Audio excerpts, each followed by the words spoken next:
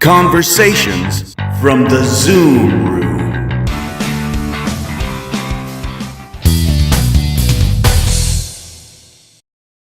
The man with the Hey, plan. wow. Right? Look at that guy. What's happening, brother? Hey, man, how you doing? Doing really good, really good. You're looking good? Yeah, did you lose a razor or something? Or This is my COVID beard. okay. It looks very manly. Very manly. That's what I'm going for. This is my natural state. I mean, I'm Yeah. way more productive working from home than I am in the office. It's just, the natural. So for me, it's like, this is reminiscent of when we were first starting off Content Link. We were all working from home. We didn't have an office. It was all about product ideas and development and innovating and moving fast. And that's the kind of energy I feel right now with the team. And I love it. We're clearing backlog right now, building new features, forging relationships in the future.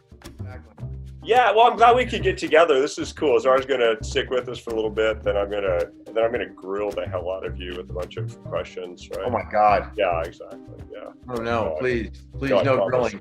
I promise to not do that. But this whole COVID situation has kind of kicked us into high gear around development of true omni-channel, not just Right. talking about it at a conference for omni-channel, right? So Yeah. Something that Bill and you've been working on for a long time. This concept, and now we're actually starting to build it. It's called the SHERPA. And the example that you said, Dave, was between the handoff between the exam lane and the optical. We want this to start off at home, right, on the website somewhere, and that's where like concepts like virtual try-on and maybe even measurements and lifestyle questionnaires really take off. And we started implementing some of that. Started at home, bring to the exam lane, from the exam lane, bring it into the optical, and then even post a visit, retention plays. So you're hitting them, all year round. For thin optics and for you guys, you have to identify what's the pain in the problem that's just a giant, hairy problem, and how do you solve it, right? Yeah. And it's a pain in the to pick a frame and buy a frame, right? And Yeah. in the economics of the business, they charge so much money to sell a product. You only buy it every 2 years, but there's no other consumer product you buy every 2 years. You buy shoes all the time, pants all the time, shirts all the time, right? And that's just because it's so expensive and so hard. But if you've got the X and the facial measurements and the purchase history and the preferences and the digital file, you can look it up. You can sell something every 6 months instead of every 2 years. You can sell it for a quarter and you still make the same amount of money per customer, right? Yeah. And so I think the tools you're working on are just breaking down what's a real pain in the neck, right? From pre-purchase, purchase, post-purchase, multiple sales, and you change the business model. So I think you're sniffing in the right direction for sure. It's always a hard handoff from the exam room to the dispensary. You have a great dispenser, you can sell a really expensive frame and the customer feels good about it. If you have a dispenser, you can sell a frame and they feel pissed off about it, right? And so that would be like a leveler to help people go through the complexity of buying a frame.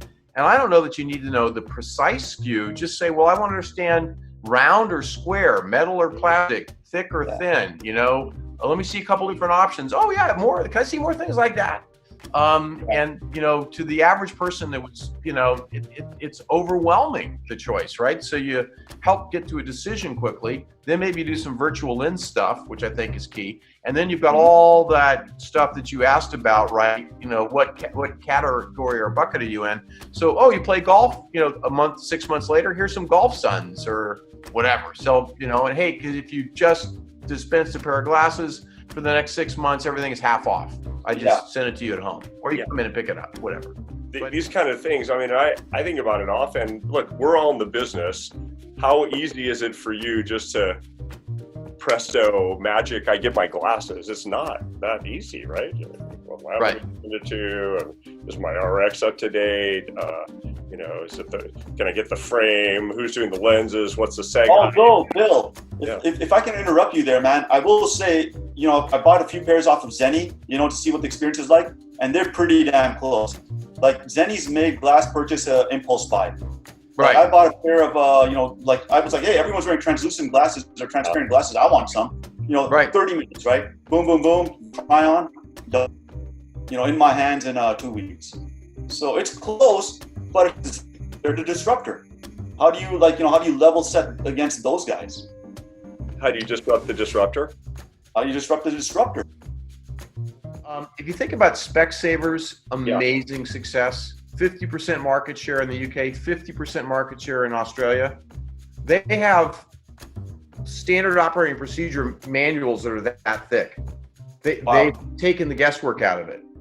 Everything is metric. Everything is KPI. Everything is step by step by step. If you look at Reed at NBI, every second is scripted. And so they've taken the uncertainty and confusion out of it. Now, you may not like the process, but they haven't left it to chaos and chance. I think the Achilles heel of the independent is they're never, ever going to take direction. And in many cases, they're just too constrained to be. They've got overheads that are just too high. They've got standard operating procedures. So I think getting that mercenary army to fight like a real army, is just not going to happen in general. Versus if you have a Walmart, it is an army, right? And once you decide where you're going to go, like Specsavers or Zenni, they can execute against it. And